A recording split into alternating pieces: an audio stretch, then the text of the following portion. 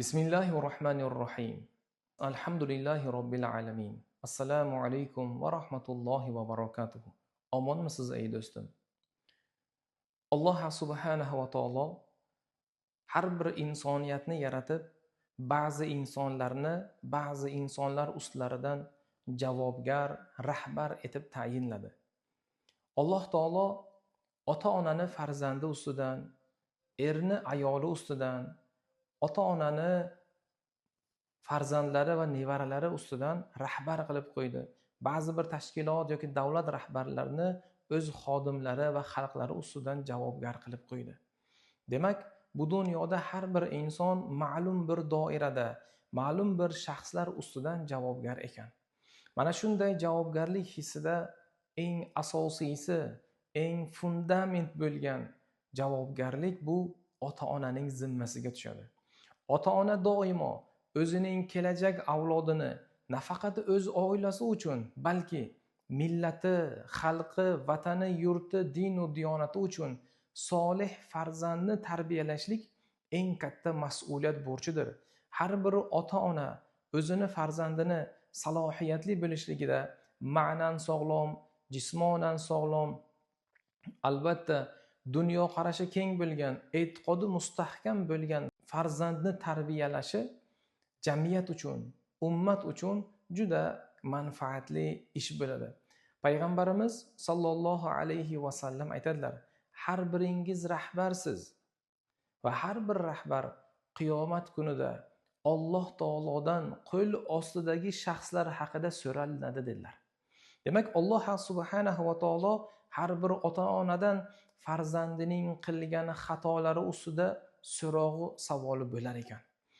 Aynan bugun ba'zida yarim tunlarda ko'cha kezayotgan, farzandlari ko'chalarni kezayotgan, o'g'il qizlari kech yarim kechalarda bedor bo'lib yurgan va ularning hayotidan beparvoyu befarq bexabar bo'lgan ota-onalar bu narsaga ahamiyat berishlari zero lozimdir.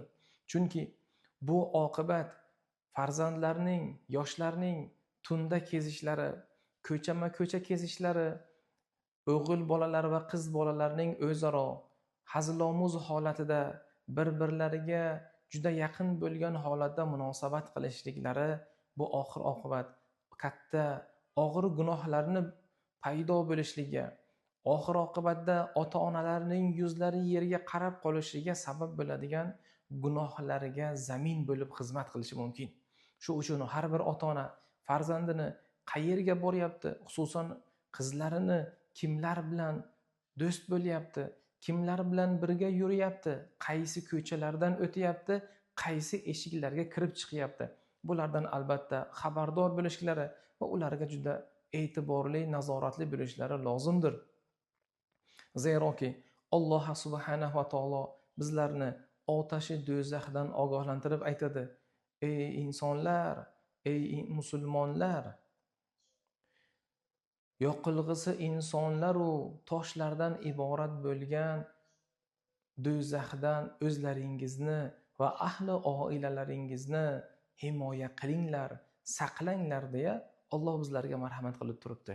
Darhaqiqat qiyomat kunida bunday oqibatga tushib qolmaslik uchun, bu dunyoni o'zida boshimiz yerga xam bo'lib qolmasligi uchun farzandlarimizni tarbiyasiga e'tiborli bo'laylik. Ular vaqtlarini qanday o'tkazyaptilar? Kim bilan o'tkazyaptilar? Qayerda o'tkazyaptilar? Nima bilan mashg'ul bo'lib o'tkazyaptilar? Bularga ahamiyat beraylik. Zero biz o'stirayotgan farzandlarimiz bu faqat biz uchun emas, bu ummat uchun, bu jonajon yurt, vatan, xalq, din va diyonat uchun hali ko'p xizmat qilishlari kerakdir.